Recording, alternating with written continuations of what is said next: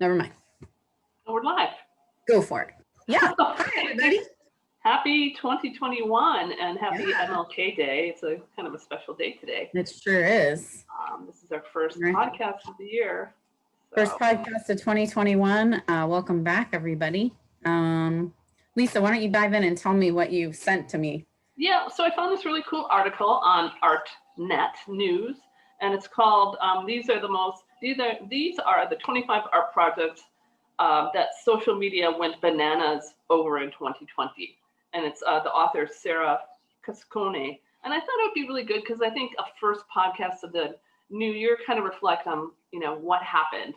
And there's a lot of art. I mean, most of us were in quarantine anyways, but there was a lot of art going on, and social media went bananas. Right. You and I always take the month of January to sort of reflect on the prior year. Mm-hmm. And with Art is Moving, and what our goals were, what goals we were able to reach, and then sort of moving forward what our new goals are. So I feel like it's great to have the first podcast as sort of a reflection exercise.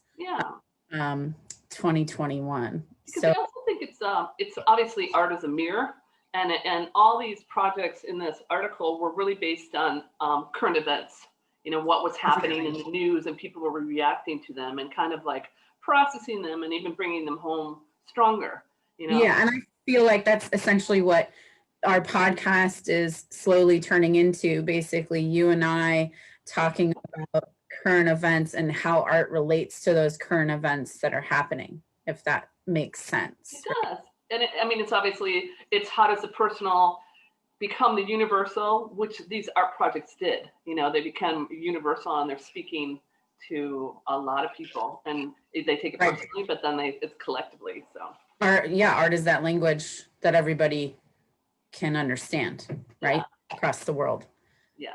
Visual. Okay, so of those 25, would you like to chat about, if you had to pick a favorite, which one would it be? Well, I think the one that stood out for me was it's Kamala Harris, and we'll post the article below. But it's her, and she's walking in. I don't like that she's in high heels, though. And they're going to get it inaugurated on Wednesday, so it's a landmark thing that she's the first African American woman to be vice president.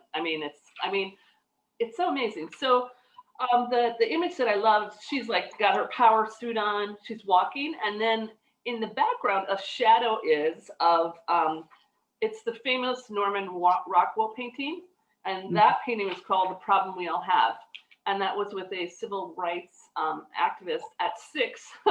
She was the first one to go to an all-white school where they were. Ruby Bridges, she's awesome. Yeah.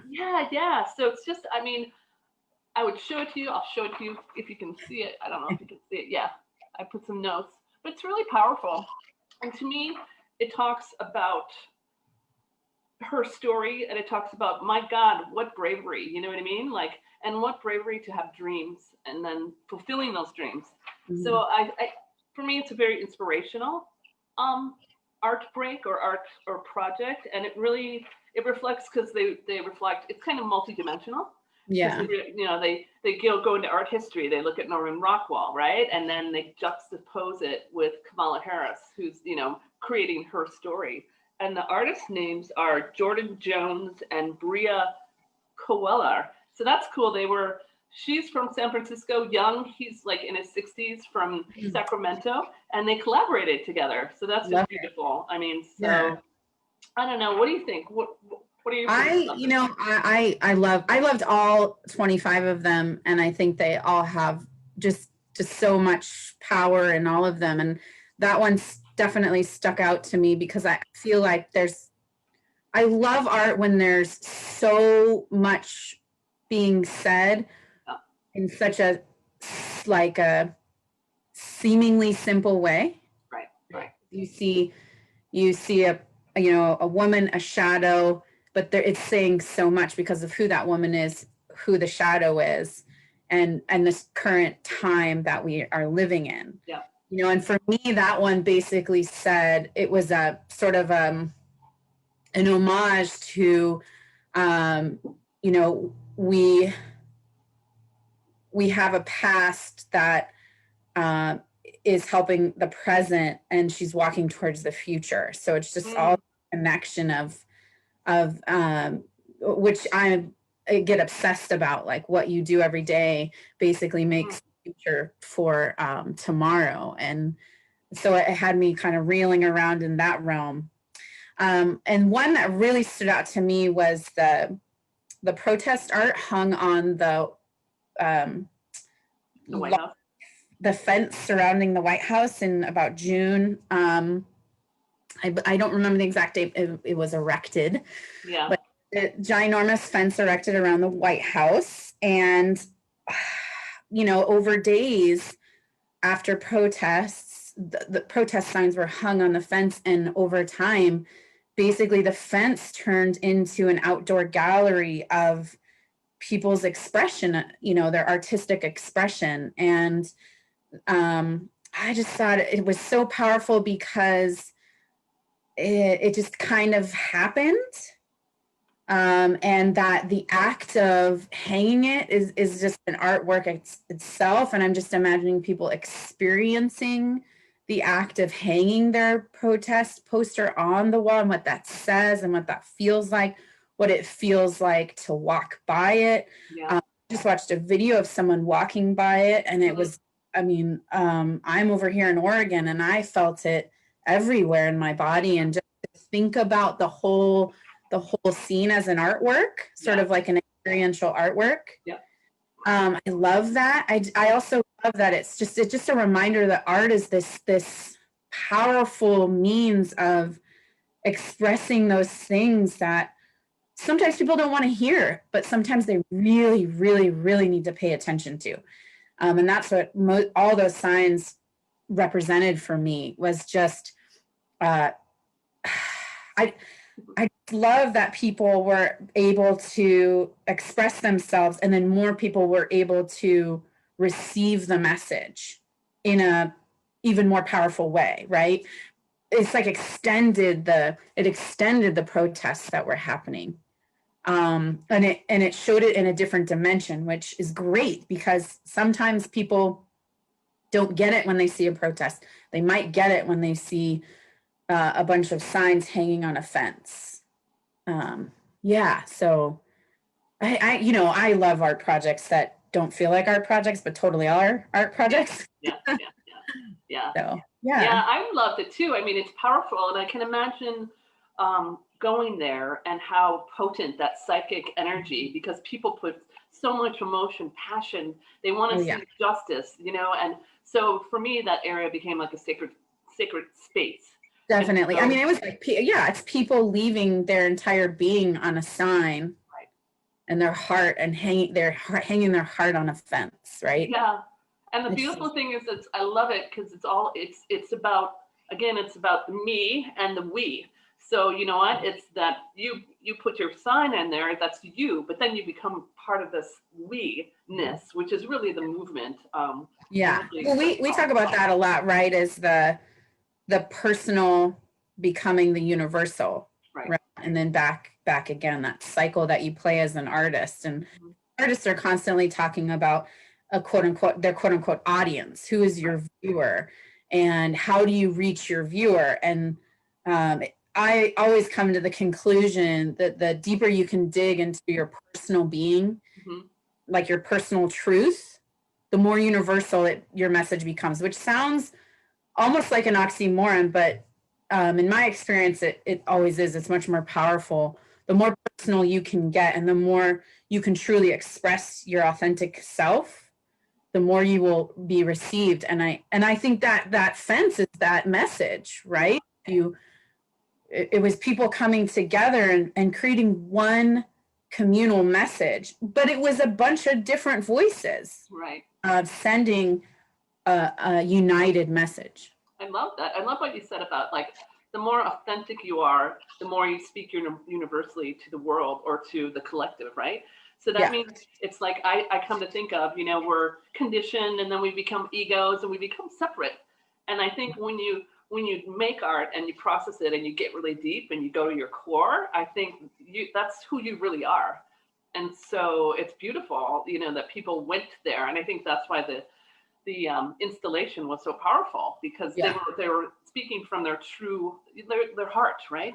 Yeah. And that's when people are like, wow, there's no difference, there's no separation, you know, Right. we're all unity consciousness on some level.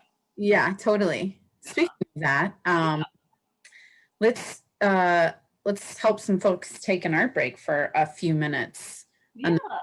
Minutes of our podcast. You know, obviously Art is Moving's got many missions, but our major mission is to give you an art break to take. So we offer lots of different ways to take art breaks on our website and our podcast. We try to always give ideas. And so we thought we would basically take an art break with you during our podcast. And so Lisa's got one she's ready to guide us through. If you're not in a place where you can take an art break right now, that's cool. Just save us for later and let us know how it went and how you feel and all that kind of good, juicy stuff. Good, juicy stuff.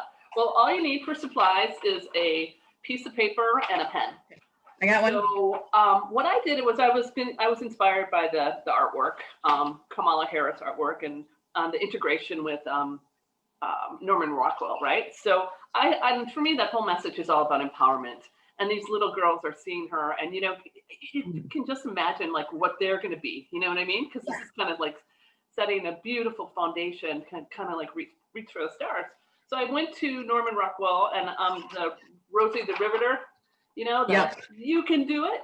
So I thought, what I'd love to do my art break on is empowerment. And you can do it. So what you should do is we're setting the intention. Number one, check in with yourself. How you feeling right now? Maybe close your eyes. How I'm feeling, just kind of figure that out. And kind of breathe into that space.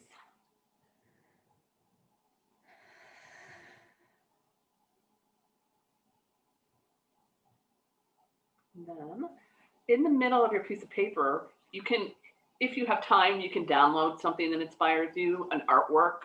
Look at Norman Rockwell, maybe get Rosie to the Riveter. So in the middle of it, write down like, something that's very affirmative, like we can do it, or, I'm a rock star, or whatever. I've got you. You are awesome. You are awesome. There you go. And this is kind of like kind of like a vision board in a way. So what I want everybody to do is create a tree in the center. And then what I want you to do is make the branches your wildest, craziest dreams.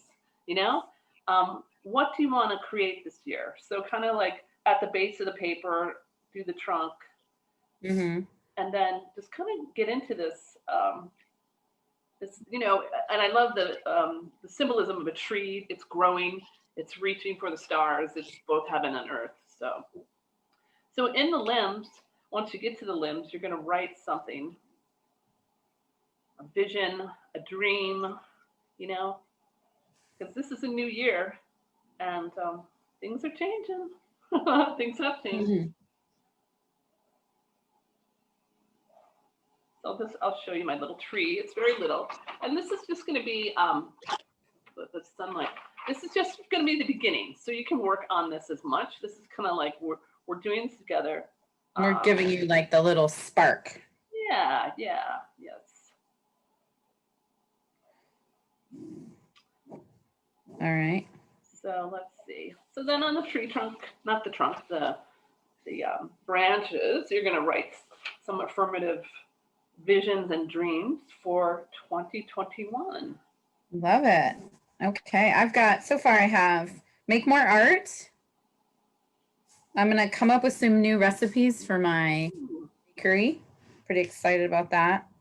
And I really miss collaborating. I was doing a collaborative project at least one a year. And, COVID made that a little crazy. So it kind of helps me remember that I missed that. So thank you. Yeah, you're welcome. I'm going to travel. I miss traveling so much. I'm going to travel, maybe in our national parks or something, but, create amazing experiences. I'm going to make more arts. I'm going to make a series of paintings. Got a vision there. I'm going to do, you know what I want to do? I want to do online workshops and online retreats. Oh, nice. Yeah, with my Harmonia Institute. Yeah, definitely. And then on one of the branches, just think of something crazy, right? Something like a big dream, you know, like, Okay.